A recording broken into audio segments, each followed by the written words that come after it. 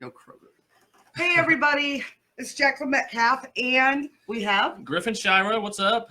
And we are changing things up today. Ray was supposed to be here. Unfortunately, Ray is terrible with a calendar and forgot to write it down. And anyway, so we are going to have, he came, yay me, I get to keep him all to myself for today. But I'm coming. Really? Damn, I must be good. I didn't even touch you. You said I came. All right. All right. So, like every other show, we start off with 3 random questions, and you can opt out of one, but you have to answer at least 2. So, if you would like to pick a question, read it out loud, and start answering. All right. What is the longest you have ever been celibate? Well, I was a virgin for 18 years. 18th birthday. Good birthday. That was my first. Interesting. It was a fun 14 seconds. That was good. But so that, yeah. And then besides that, like, I don't know, like a couple months, like 2 or 3 months. So nothing crazy. Lots of jerking off and stuff. I stay. This has been a fun first 2 minutes. Nice and dirty. I hope my mom doesn't ask to see this. What is the least amount of money you would take to do your current job? I actually have in my notes, every time I make money doing comedy, I'll write it down. It's a very short list, so I'll read it to you right now. All right. March 20th, 2019, $10. May 19th, $15. July 26th, $25. So $50 of comedy in 11 months. That is not a good return on your investment. Yeah, that's totally I'm not exactly crushing it, but it's anywhere from here is up, I guess, right? So basically free is the least amount of thing. Yeah, true. All right. True. And then there was another one. What do you have the worst reputation for and the best? So I was with this girl. I was using the bathroom, and she was listening outside because I guess that's the thing people do. Is that really? I don't know, but she said you flushed before you were done peeing, and I had never noticed that. But I always like play a game with myself. I flush while I'm still peeing. I don't know if it's timing or like an awkward habit, but I do that. And then I told my mom about this. Is that like a guy thing? I told my mom about this, and she said, your dad does the same thing. So. Okay, really? That guy? So is that like I don't know if it's a guy thing, or maybe it's a family thing. I don't know. But. So the goal is to try and pee before the water goes down. Well, sometimes it's that. I think sometimes it's like I'm afraid people are listeling. Well, she was listening in that case. But. And why are you standing outside the bathroom listening to anybody? That's just wrong. Call that maybe she wanted it on her, little golden. Whatever. Well, I wouldn't know all about that. So that was was that your worst? No, that's probably my worst reputation. And best reputation, I don't know. I'm not very awkward. Like around people, I guess I talk to people, and so maybe that's a good thing. That is true. So you said there was another one you'd be interested in answering. Some of these are double-sided, so we got lucky. Hey, Lucas. Hey, Dee. Oh, the biggest risk I've ever taken. This is probably a boring one, but probably ever doing stand-up. Because I was super scared before. Yeah. I was like sweating, about to throw up. Like. I actually remember. Yes, I totally understand. I was about to throw up. It was at Be Here Now. I was like super shaky because I never had any like stage experience ever. I was never like a play douche or anything like that. Like that was the first thing ever because in my whatever small town, like all you could do was sports or nothing or like drugs or whatever. So, but depends on what kind of drug. Yeah. But this stage time was like a drug, so that was cool. But But yeah, I mean, and I had an okay first set, at least good enough. I think you trick yourself. Yes, Thank Lucas. You. All right, cool. He's weird as hell. We pee on each other. Wow. But, I am learning all kinds of information. But yeah, I think that first time, I've talked to a lot of people that like thought they did well the first time. I don't think you ever do well the first time, but I think your brain kind of tricks you into thinking you did well just to kind of like keep you going. And maybe I'm still in that stage right now. I had it recorded, and it was so awkward. Oh, I'm glad I didn't. I'm glad I can't. My earliest. So I started in August of 18. My earliest like voice memo recording is in November, and I listened to that and I just cringe. I want to jump off a building. So. I'm with you on that. I've gone back and I've watched like even open mics that I've recorded, and it's oh my god, people actually sat through that. Yeah. It's bad. Wait, no, Lucas. He said that you two pee on each other. How am I getting dragged into this? All right, let's Wow, get away there's from a- the piss. Yeah, let's move that on. Andrew Sidwell. Okay, how long have you been I started in doing stand-up? August of 2018, so 11 months right now. It'll about to be a year. So A year. So what has been your absolute worst experience on stage?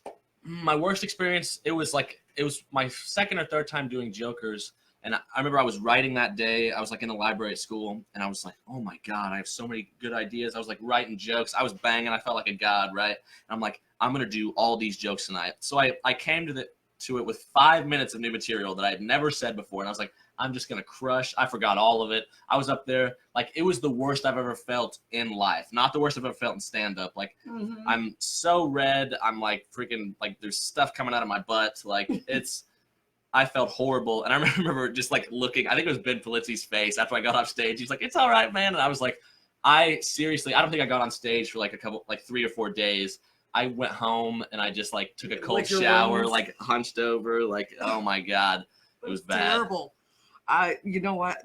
Same thing with me. First time, totally hated it. Yeah. Oh, it was so bad. And I watched the And video back. And she eats a lot, so yeah.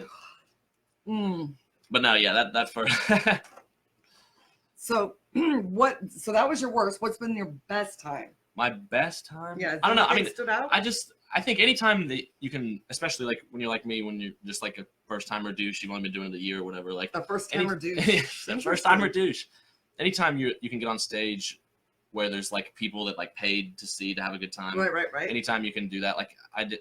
Alex Eakin, shout out him, super cool guy in Fort Wayne, got me on a guest spot at the Fort Wayne Comedy Club last Saturday. Awesome. I mean, I did like 3 minutes, but it's 40 people that paid to be there. Right. And it's like, and sometimes like when you're like just bombing at open mics, you forget that you're funny. You know what I mean? It's like you are a funny person. Comedians are not. You're writing every day. Like you're getting on stage like 5 or whatever times a week. Like you forget that you are a funny person. And whenever you take all that hard work and squeeze it into like a tight set for people that paid to be there, like you usually do really well. Right. So, No, that's a but really, really good question that I had to actually recently come up with. Open mics versus real audiences, because I have made the mistake in the past of writing jokes and I threw them out because nobody had none of the comedians laughed and at it. On the other hand, sometimes you write for the back of the room, you write for the you know what I mean? You're like, oh, this is gonna kill, and it's like, but if it kills in a room full of 10 comics and the 2 people that came to see there that are just like passing through are appalled by it, it's right, like that's a good point. they're the 2 people that you want to, because we're not doing this to kill at open mics. You know what I mean? It's like eventually you want to be on shows with real people and make them laugh. So I think anytime you can get on like a bar show or whatever, like you have to do it, because I think 4 people that came to see the show are better than 15 comics that you know or 20 comics that you know. Just because I think like our job is to make strangers laugh, is to get to know strangers quickly and to make them laugh. So yeah, real audiences are a major key. They are. I think it makes a difference also in how we deal with. Anyway, okay. So, do you 2 have a set for a gig and have to ditch it when you see the crowd? I actually, yes, have to ditch it once you've seen the crowd.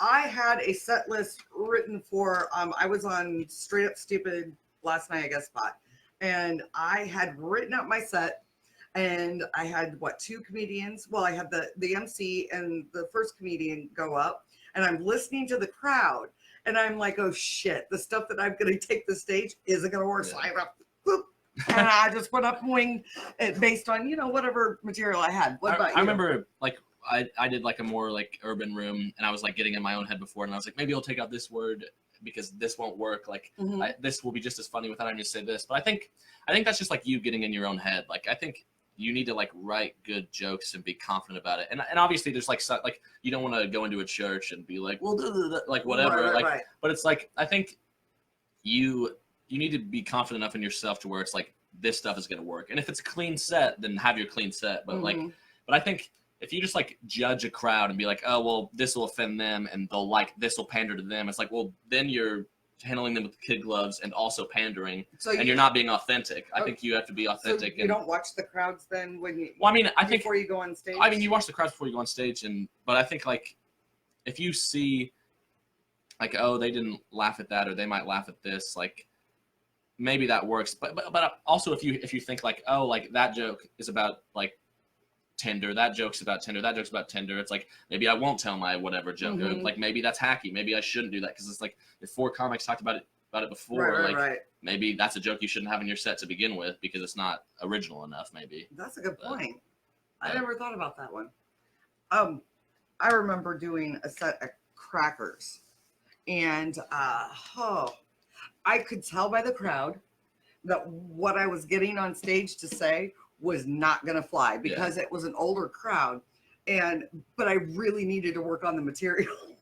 And I got up there, and the old people did not like my stuff. I was like, I am so sorry, dudes. I just really needed to work through this stuff. But that depends on like the kind of comic you want to be. Because some people pride themselves on just like finding a way to kill, and it's like, oh, it's this room, I need to do this joke, I need to do that joke. But it's like if you're trying to like craft your act like this, it's you. Like you have to run it through bad crowds and good crowds, and this crowd and old crowds and white crowds and black crowds. Like I think. Like you have to toe that line between being authentic, but also trying to kill that room. Right. And easier said than done, just like everything else. But I'm with you on that. So you have been doing. We recently did a writing workshop together. Jerry Goebel, great dude, Jerry, super funny. You. Yes. One of the nicest dudes I've ever met in comedy or whatever. Okay, so I'm going to read this to you. It's from Lucas. Have you ever written something that you thought was so good, you immediately thought you might have gotten it from somewhere? I get so scared of that. I'll call my brother and be like, because my brother and I like to listen to the same comics. I'm always afraid that comics that I enjoy, like especially like bigger comics or whatever, I might have like swiped that from them, even just like it got in the back of my head or whatever. Yeah, I'm super scared of that. But also like, and that's why you have to write like unique stuff about. It doesn't have to everything have to be about your life, but like you have to kind of like it has to come from here or whatever. But no, I think about that all the time, and I worry about that, and that's why it's good to test stuff out at open mics, because at an open mic it's not a big deal for someone to be like, hey Lucas, I like that joke, but like I've heard that before, like that's this bit, like go look here, and it's not a big deal because we're friends and we're just trying to we're all just trying to write a good joke, and no one is going to open mics trying to kill with other people's material. So no, if you're doing that, that's pretty. So like but yeah, no, I definitely worry about that. But also, there are very few times when I write something and I'm like, this is looking amazing, because I just like fucking hate myself when I'm writing, and I always have to call my brother and ask if it's good and stuff, because it's like sometimes I think, especially with old jokes, it's too close to you, and it's too like it's a joke you've said 50 times. It's a whatever, like you become too like sensitized to it, and you can't even tell if it's funny anymore. Right. And that's why it's great about going back to hanging out or seeing new audiences, like getting in front of crowds that have never seen you before and people that pay to see. Like it's a great reminder of what works and what doesn't. Right. But, so. And what about you? What about me? No, I'm not worried about that, because everything that I write about is something that happened to you. It's happened to me, and then I blow it up. Right. I mean, some of it I don't even have to blow up. That's just that bad. But a lot of it, Sure. I don't really have a dildo that looks like Barney's dick. Sorry, guys. She does. She's lying. No, I threw it to the dogs next door for a cheap toy. But have you ever, like, I've written like an entire page joke, like the whole context, it was a story. Have you ever done that only to like cut it and end up with, I don't know, 3 lines? Something I love to do is like, because we talked about like editing before we got on here, but like I like to not edit myself at all and just like write long form or whatever. It's like I write 2 pages and then you go back and I'll circle like that's good, X out, that's unnecessary, and then I'll get out a yellow legal pad and I'll write every other line. I'll skip lines and then I'll try to edit some more, and then like the next day, like after you tried it on stage and some of it worked but most of it didn't or whatever, like you go back and you think like in those spaces it's like how can I punch this up, how can I make a line funnier here. It's all, I think editing is like so important, because it's like, have you ever written something that was so good you immediately thought you might have gotten it from somewhere else? It's like rarely does that happen. Rarely are you like, this is gold, never have to look at this again. It's like you have to write it out, X out, try it on stage. Mostly it bombs, it kind of works, like whatever. But you just have to keep trying it and keep editing it. And it's like, But yeah, rarely does it work the first time. So like that's why editing is so important. I would agree. D, would it help if bookers gave stricter guidelines so we can make the non-comedian patrons have a good experience? I mean, like, I've never. Very rarely do you see people just like freaking out about something that a comedian said, and if you do, it's usually like Political, or it's one person. It's like I don't know, like social media just like amplifies like people's complaints and stuff, and like 2 or 3 tweets can give them a full blown story, and it's like, well, drama at this comedy club, they got mad at this joke. It's like I don't know. I think like with how like sensitive and stuff, how sensitive the world seems, well, it really isn't. I think all this sensitivity that everybody is talking about is like 10,000 people on Twitter, and the world is so much bigger than that. Like, I think a lot of it is just blown out. It's blown out of proportion. But I don't know. I don't think we need stricter guidelines at all. I think we shouldn't have any. And, well, and I think as long as it's funny, it's fair game. And I think like that's one thing I agree with Jerry on. I think very few people like actually get offended at comedy clubs because there's so much stuff going on in real life to get offended about. Right. It's like if your big crusade is like trying to fix a comedy club, then it's like get the fuck out of my face. Like, right. I'm gonna have to agree with him on that one. But I mean, there are also people that like just say some outlandish shit that's insane. But like, I'm not talking about those people. Like, are you referring to like shock value? Well, material? I just like.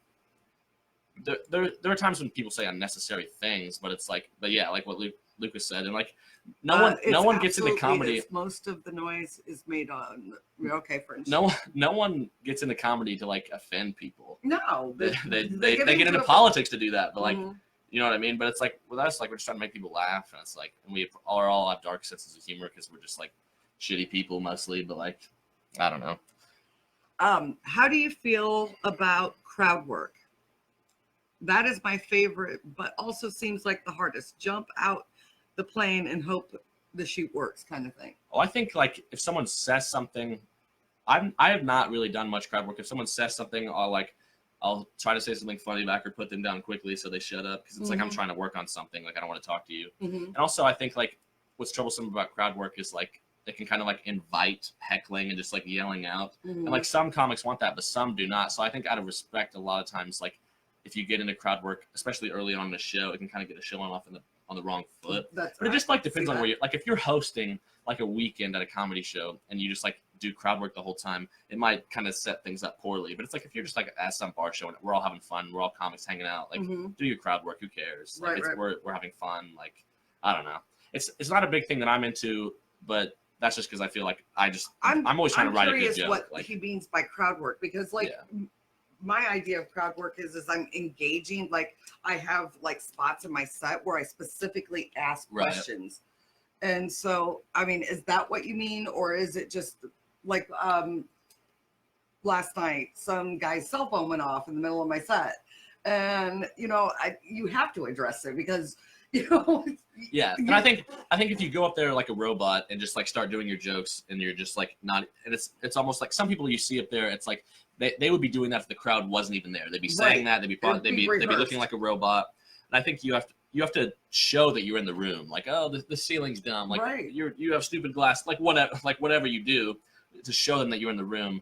But like crowd work, just like, hey, what do you do? And just like and to riff and get 3 minutes off of that. No, like I don't really. Yeah, want to do think that. It's just like, I don't. And maybe I will once I get better. Well, like, and you know, I don't think necessarily need to do crowd work as long as you find that way to engage with the audience, so that you know you make it personal on their level. You have to be on your feet enough so that they know that you are in the room. I think, but you don't have to talk to them for 10 minutes by any means. No, but like you said, a phone goes off, like you don't just like pretend like it didn't happen. Yeah, like, no, you gotta call that one out. All right, let's see what else we got going on. It's never offensive if it gets a laugh. She's back to the unless Angie's laughing because she is a terrible person. I know, dude. She's got some good material. That's a great point. Okay, so interaction between Bob, Zany did some. I think he was talking about us doing what we were saying about crowd work. Okay. Yeah, I thought it was genius So- to talk to audience. And it's a skill because a lot of comics can write a good joke. Like that's what we're doing every day. But yeah, to be able to pull laughter out of just like a situation that's live and happening, and that's why like you do have to show that you're in the room because like you get rewarded. I think you get rewarded more for crowd work because it's like you're thinking on your feet, you're doing it in the moment right then, I think that shows as opposed to a joke you've been working on for 6 months. Mhm. 6 months that's proven, and it's just like, oh, I did that joke, you gotta laugh, whatever. So to do it on the fly, I think it gives you that ability to kind of show that you're quick with your. It's like an inside joke with the audience because it's like if you saw that a comic was like making fun of that person, it was like on their phone or whatever, and then like then you go up and you say, you know what I mean? It's like I think crowd work and like and riffing on people's sets and riffing on people that were like made fun of earlier gets a bigger laugh because it's like I might do a different show next week, but that stuff won't happen. Right. Like no matter what, because it's an inside joke with the audience. That's It's a really intimate, good way yeah. to put that. I like that. Some crowd work is an inside joke. So, all right. We were talking about the editing. What's the worst joke you ever thought was great and turned out it was the worst joke ever? The worst joke I ever thought. Well, I mean, I told one at Vern's the other night. I told one that it's about like my grandparents. My grandma would always talk about how like her and my grandpa met, and it was like this guy was flirting with her at a bar, getting a little handsy. She was like obviously not into it, and the guy, my grandpa came, like punched the guy in the face, and like they hit it off, and they protected each other. And I was like, that never made sense to me because if I almost got mauled by a bear, like it slips, it rolls down the hill, I wouldn't get up like, whew, let's go to the zoo. Like, you know what I mean? I got nothing at Vern's. But you see where my thought process is. I do see where your thought process is. And like, I'll write and I'll probably dust it off in a week or so. But yeah, and that's just a recent example. And it got like pitters or whatever. It wasn't like the worst thing ever. But that's just something I could remember. I mean, honestly, every joke I wrote my first 3 months was fucking horrible. Like, because it's just you're 3 months in, you're terrible. You don't know how to write comedy. I don't know how to now, but like you definitely don't know how to when you're 3 months in. So and yeah, I personally am grateful for all the comedians that took the time to hone in and give suggestions because it's like we talked about Jerry Goebel. Oh my God, Jerry Goebel, amazing. Jerry Goebel was great before I took that class. He's great every time I see him. He's super great. Can we joke? A lot of bad stuff happened this weekend. How can we joke to lighten the mood and help heal our audience? I think too soon for some he is too soon for. There are some jokes. It's just too soon. What? And I think you got time. The problem, as Lucas says, time tragedy. And just like with right now, it's so soon after, and like it's not even that like you have to make it a good joke because it's so high stakes and it's so soon. If it's even an okay joke, people will hate you for it. Right. So and it's a tightrope you're walking, and I think that if that's the kind of comic you want to be, then that's the comic you want to be. But also like people just sometimes they hear a word and you're done. Like if you have to do it without saying the word. Sometimes you have to do it without whatever. But if you say the word shooting in your act tonight, it won't get laughs because people will shut down, and maybe rightfully so, maybe not rightfully so. But I don't know if it's too soon, but the joke has to be better. Like as time goes off, you'll get away with the worst joke. But right now, the joke has to be perfect, and I think most people can't write a perfect joke. So it's like it's not too soon, but it's like I don't know. Yeah, it's definitely in bad order taste. To engage the audience. Yeah, to get the positive outcome, probably give it some time. All right. Okay, he makes. Okay, so it says I make jokes about the bad news because I can't fix anything, but if I can make them laugh, then I take it. Oh yeah, sure. And it's such a noble. I feel like such a douche talking about this, but like it is a noble thing. You like that word, don't you? It's like a fucking tool, but it's a very noble thing to make someone laugh in a time of tragedy. And sometimes people are ready to laugh at the most. I mean, like I've laughed my ass off at funerals with my friends because it's like there's that tension is there, and that's why sometimes jokes about tragedies do work is because that tension is there and it's just begging to be released. But you have to shift the right puzzle pieces and tell the right joke for it to work. People are more open to it and others are not. Yeah, and it just, I don't know. People sometimes, if you say something like that at a comedy show, they automatically think that you're just making fun of it. And it's like, no, I was doing this. Like, I was making fun of this, and this was just something I said in the joke. But it's like, sometimes people will shut down, and it's like you've already lost them. Yeah. Interesting. So, what would be, I don't know, what would be your best advice you would give new comedians? Because we do have a lot of new comedians. I'm a fucking new comedian, but I mean, when I'm talking new, I'm talking like 6 months and less. Me new. I think you have to be absolutely obsessed, and unless like if this is like karaoke to you and you just want to do it like on whatever on a day with your week, that's cool because it's fun and you should do it. But if you want to get better and you want to see progress, you have to be obsessed. You have to be watching comedy all the time, laughing by yourself. You have to get up on stage as many times as you can. Mm-hmm. You need to be driving to do open mics, and you also just have to like realize that you are terrible right now and that you will be terrible for a long time. But it's like you will get better and you will see progress. It's like, I don't know. It's like if you decided you wanted to join the NBA when you were 6, it's like 3 years later you'll still only be 9. Like you'll still be terrible. But it's like, but you'll see progress. But yeah, you need to watch comics that you love and turn off comics that you hate, and just keep doing that, and just like try to write funny jokes, and just, especially I think for me, I needed to prioritize stage time because writing's easy for me and writing's fun. Like it's not easy, but it's like it's fun. It's easy to sit alone in your room in a notebook, but it's hard to drive 30 minutes to an open mic where you don't know anyone and you'll get super nervous. Right.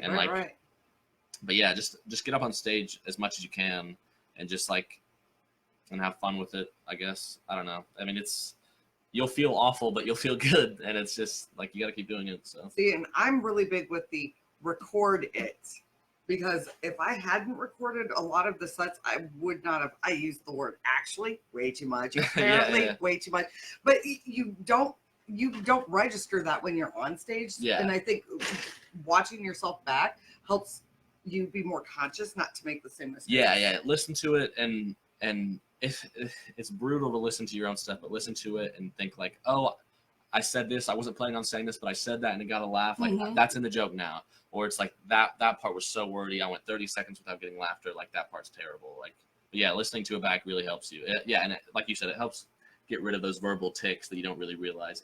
And I know when I first started doing comedy, like it would feel like you walk off stage and it feels like you're getting out of a blackout. Like you were so nervous, right? You were so robotic, like you couldn't remember one word you said, right. And that's why listening to it is so important. I would agree with you because I can't, when I'm on stage, I can't hear the audience. Sure. I mean, I can hear laughter, but I don't get the full, because I'm so in the zone. I'm focused on what.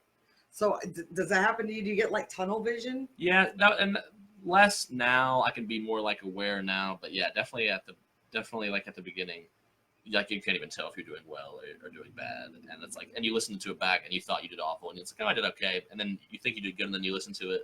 It's awful. Like I remember, I think every time it sucks. I swear to God, every time I get off, I'm like, I totally fucked it up. I was like listening to an old set from November, and I put in parentheses after really good set. Like I was like, this was so good. I listened to it. It was fucking brutal. It was not good at all. It was not good at all. But that's how bad and how tricked too. I was. You know what I mean at that point. But yeah, you just gotta keep doing it. So I'm pretty serious about doing comedy, and I agree with you, hitting open mic, as many as you can get in front of. Yeah. I mean, you have to take a break at least some points, but I've heard this.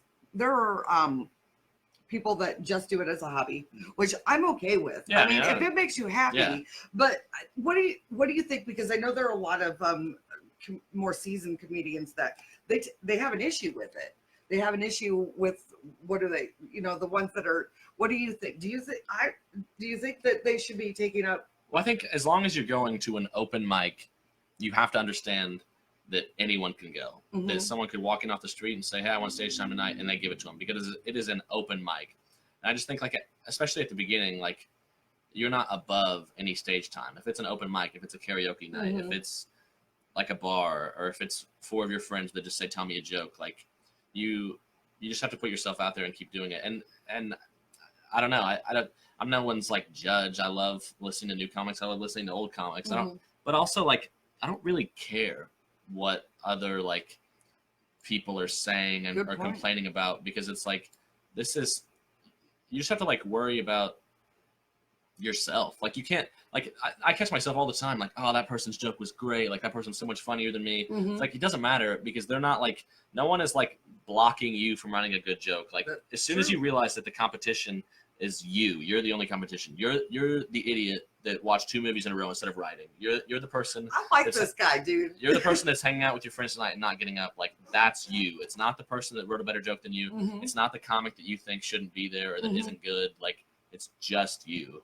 Yeah, I've noticed, I've seen that and seen the mentality of, especially a lot of hate towards the newer comedians coming on, and it's if newer comedians are surpassing ones that have been in the business for whatever, instead of supporting them, they'd much rather knock them down, and it's like, but if they're putting in the work.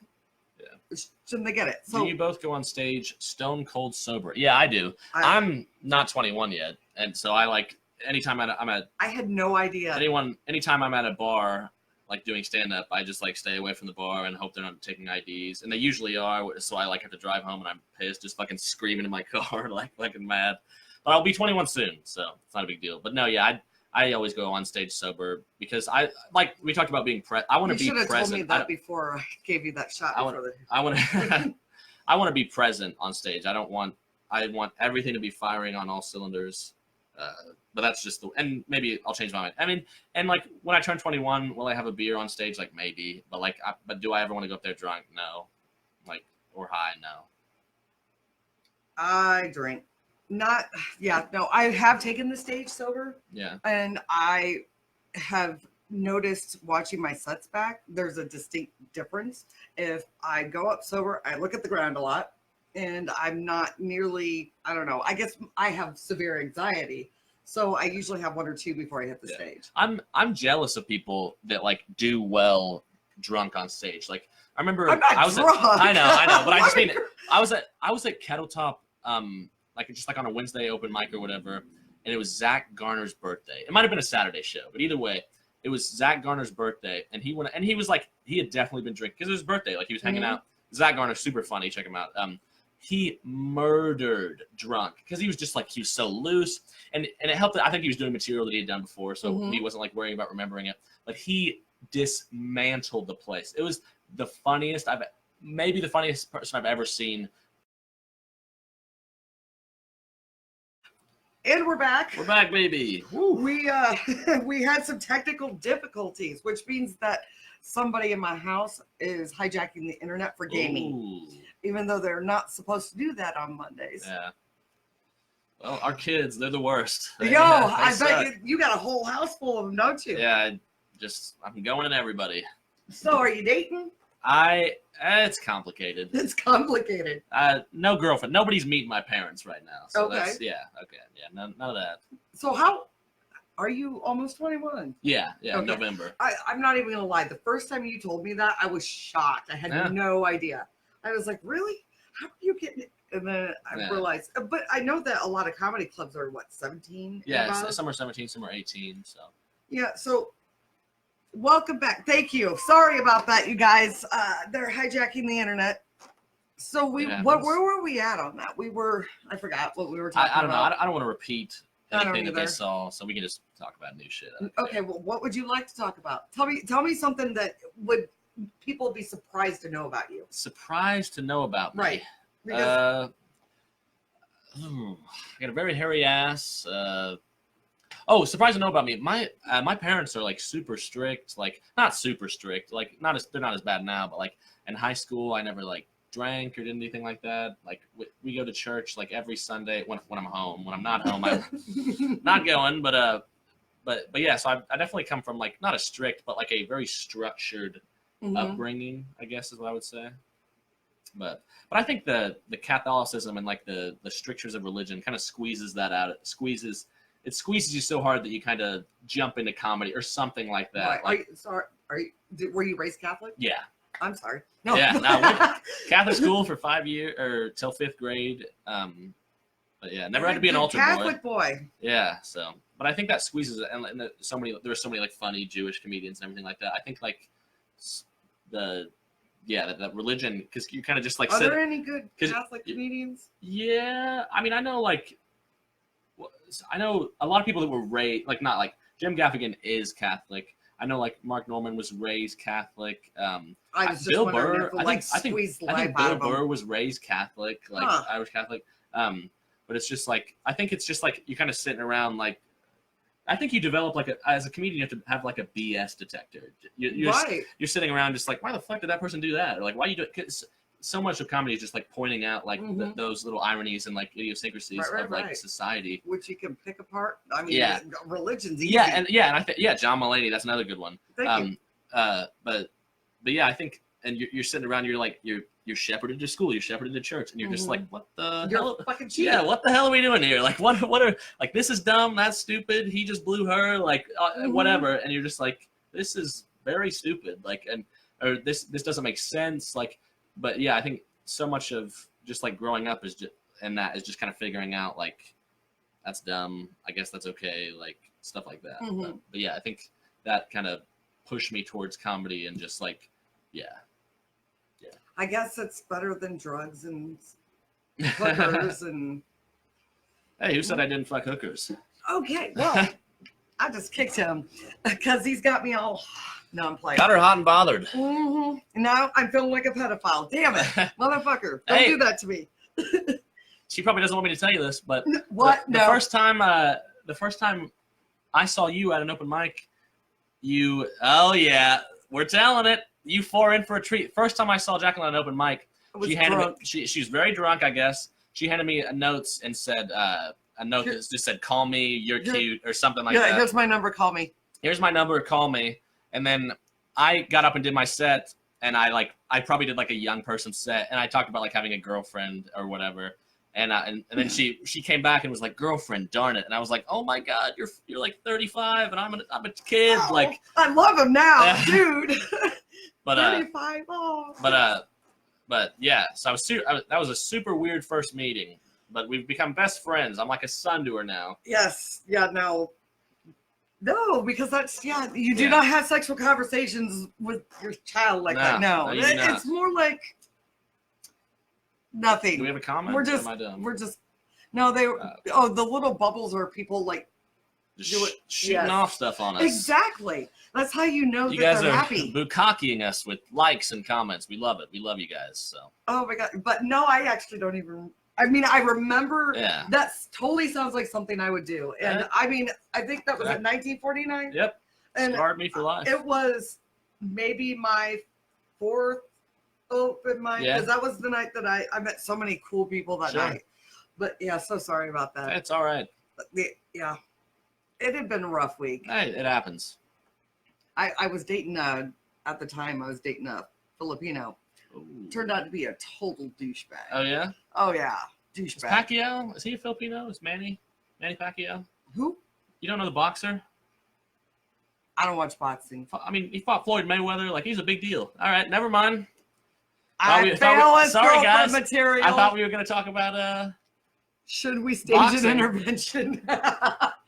No, I got over my little bleep. Okay, so I read something not too long ago that they did a study on comedians, and apparently, I don't know how scientific this is, but they say that most comedians have a higher, they're more higher IQs because of their ability to decipher. They're more emotionally grounded because of the fact that.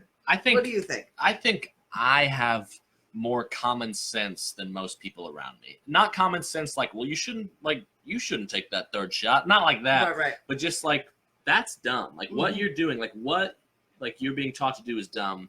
And just because you do it every day doesn't make it dumb. Like just because you decide, like society decided that you're supposed to do that, like that's still dumb. Mm-hmm. I think comedians have that. Like we're pointing out, like I said, we're pointing out those like ironies and idiosyncrasies.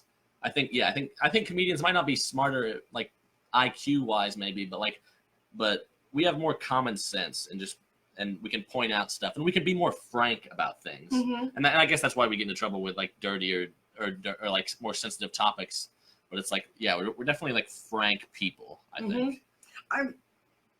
See, now you actually pretty much you impressed me because there's one thing that I'm really big on is you should try to always be accountable for your own actions and whether or not.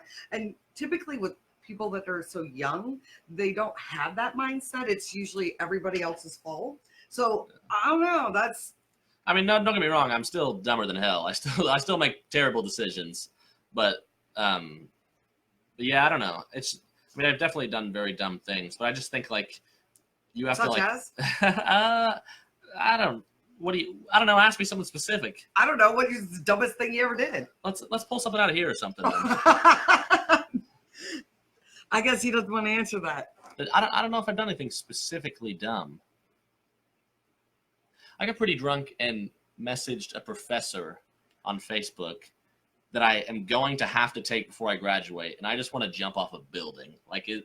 I mean, it didn't. It didn't. It wasn't like I didn't say anything crude, but it's just like the fact that I DM'd a professor. I just really hate myself. What? Okay. She's really pretty. I mean, it's a compliment. You hit on her. Yeah. I messaged her and I was like, do we know each other? So you have like this mommy issue thing going on. No, don't look at me like that. No, I mean, I like older women are cool. Younger women are cool. I don't know. Well, I mean, it's just like when you're 20, if you like younger women, you're a pedophile. Like, you know what I mean? It's like if you know what, like you only let like 19 or 18-year-old girls. If it's younger, you're messed up. So it's like I feel like when you're 20, you like older girls, and I don't know, girls in their 30s, like that's their prime, right? You're leaving me with a lot of dead air here. So where do I fall at? Okay, I'm not telling anybody. If you don't already know, I'm 29. Oh. My brother's 26. Hook me up. No, I'm kidding. He is hitched. No, that's okay. Dude, the last thing I want to do is... says 40s. I am 40. Can you believe that, motherfuckers? I am 40. No, I think she was talking about sexual prime. Yeah, 40s. It is 40s. Yeah, okay. It really is. 30s, you're still self-conscious still. And cool. You've had a lot of people have already started having babies. And right. There is a time to be sexually prime in your 30s. Yeah. But no, I mean, I have a good mom. I don't have like mommy issues. No, I wasn't implying that. No, but I'm just saying I love an older gal, an older lady, and a younger lady. But I like ladies. I got nothing. Do you have a hot grandma? What are we talking here? No. Bummer. She's got an ugly grandma. I do. My bad. Bummer. I'll have to work on finding you one. So what? I just had this conversation with a couple of people. I'm just curious what your thoughts are. I found the irony in the fact that we do comedy to make people laugh, but comedians don't fucking laugh. I mean, have you been at these open mics? And it's like they get desensitized. No, yeah. I mean, I think desensitized is a great word to use, because I think if you watch someone get murdered all the time, like next time you see someone get murdered, you won't freak out about it. And I don't think comics like, and there are some comics that are just like, I know I'm guilty of this. I'm just like, I'm looking at my notes. I'm worried about what's going on next. Like, I need to worry about this tag and that, whatever. Right. I think it's 70% that comedians are preoccupied with what they're about to say or what they just said, which is like right or wrong. Like that is how it is. Like that's how I am most of the time. Like I'm worried about like what I have to say next.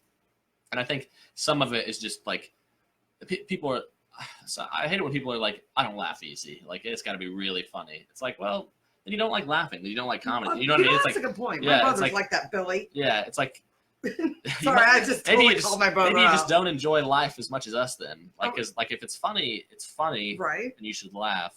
But yeah, I think we see it every night, and a lot of times, like we're seeing our friends that we see at open mics a lot. We're seeing their jokes for the fourth or fifth.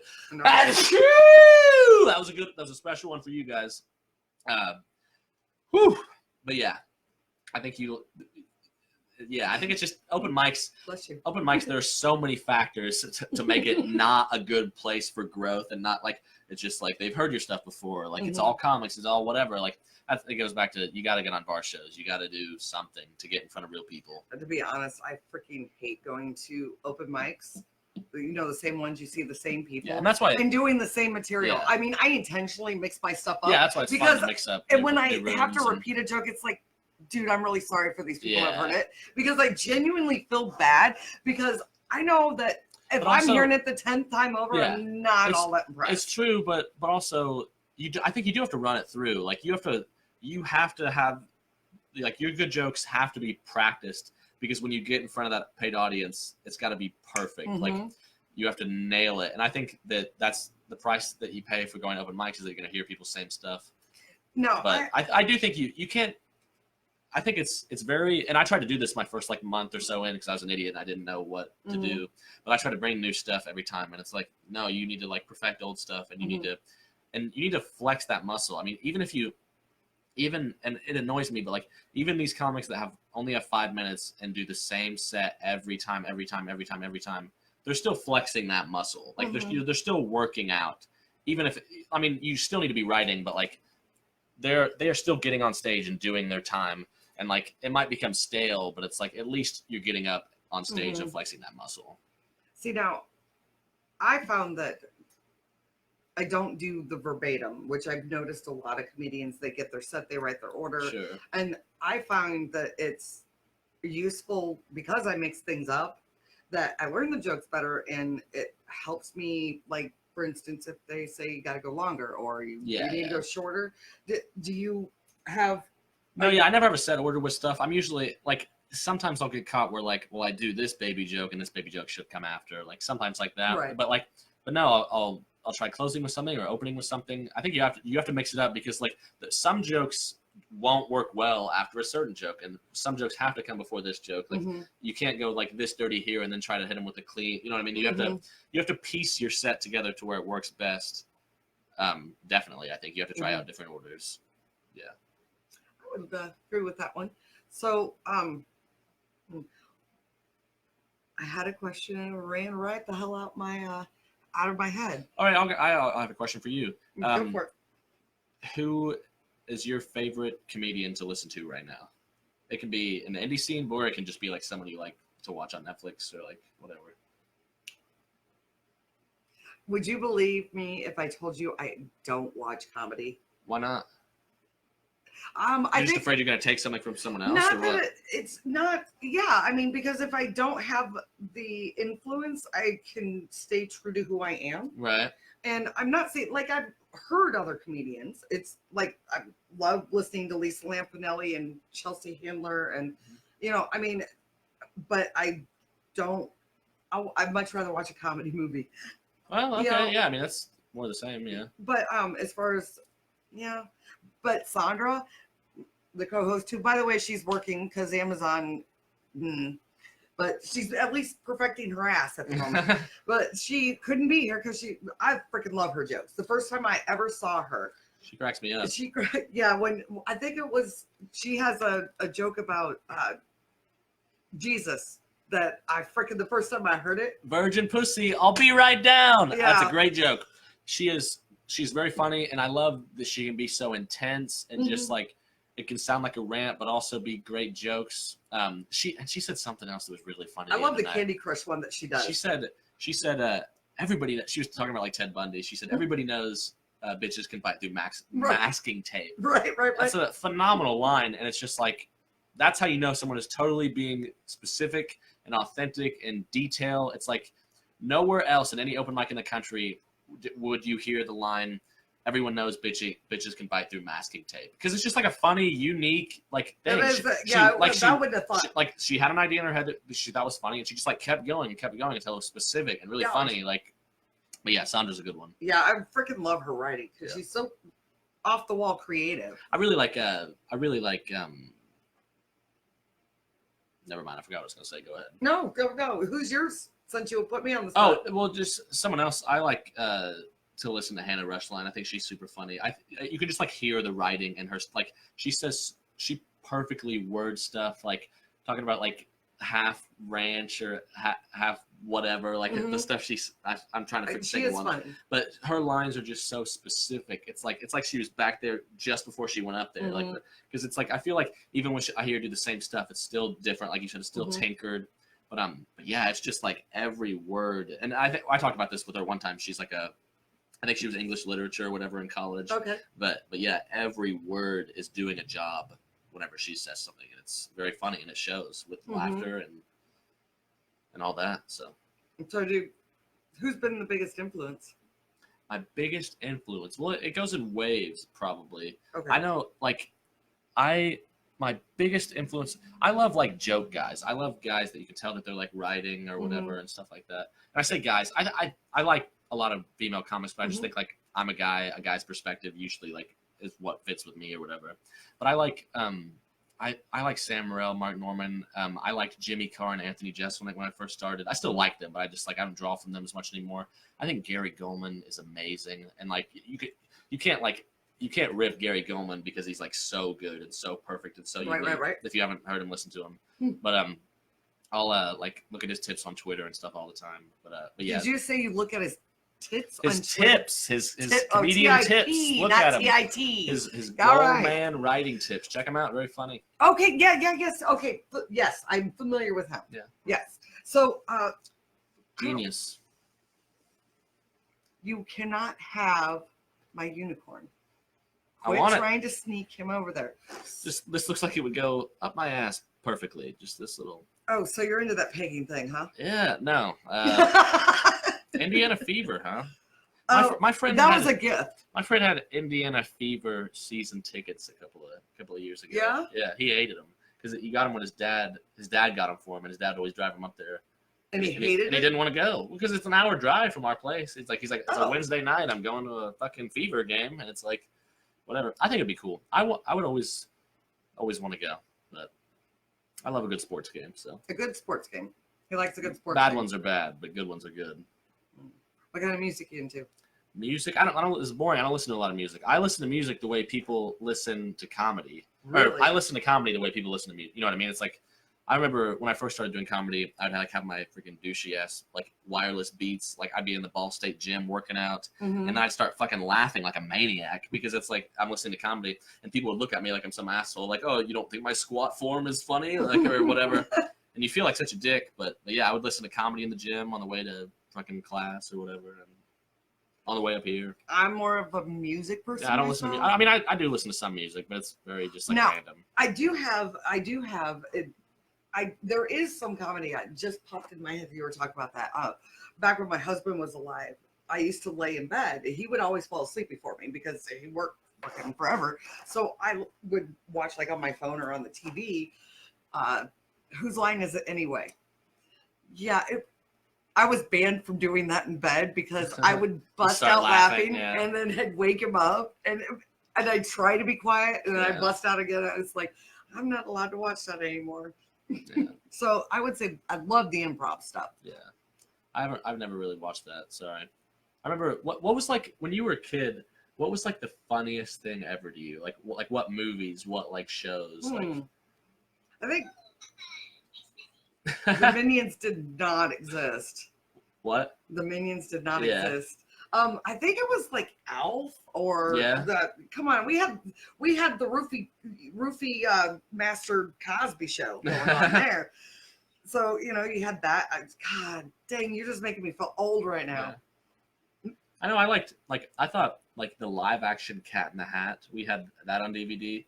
That was the funniest thing ever to me. The live action Cat in the Hat was cool because there's like some like dirty because they always slide in some subliminal dirty stuff for the parents. Thank you, people, for doing that for us adults. That was so funny. But yeah, I just remember I watched like The Other Guys with my friends and when I was younger and just like other stuff like that. Like, yeah, I mean anything that was like naughty or funny or whatever. But I never really watched stand up. Like I think my introduction to stand up was just being a kid. And we would watch Tosh.0, and that was like a version of stand-up. So did you guys not like do the Saturday Night Live? No, because that was huge. Or in Living Color. I've never watched Saturday Night Live. Really? I've watched. My friends have shown me clips, but it's like I don't know. I just like have never like been compelled to watch it. I guess I've seen like clips of stuff, but I've never like been like Saturday. I'm gonna record it. So I started recording. More cowbell means nothing. I started recording this week at the Comedy Cellar on Comedy Central. They just play like their best bits from the night. It's just like a 30-minute show of like clips of comedians. It's really funny, and it's a cool way of hearing comics that you wouldn't like hear. Right.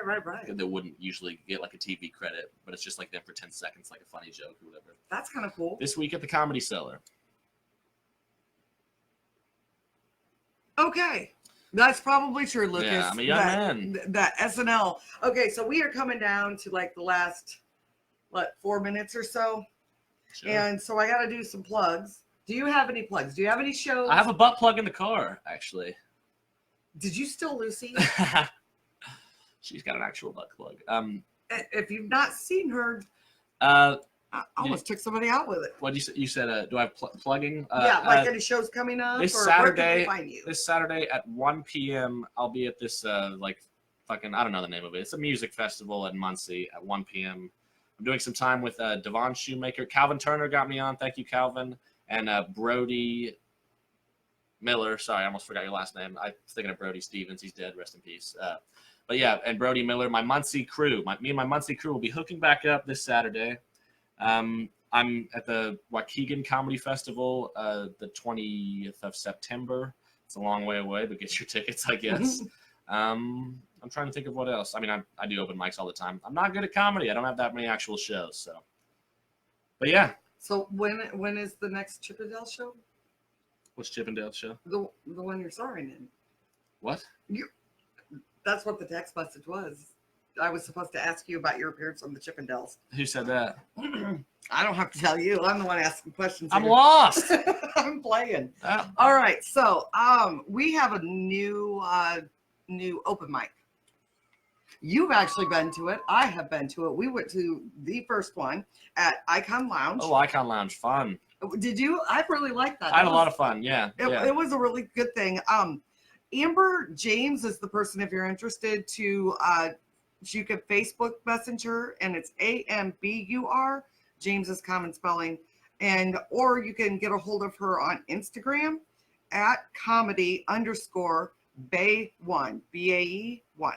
So I told them that I would do, you need one of these. Can you see? It's going to be backwards. But got one of these little tickets. If you don't have one, let me know. I think I have a few.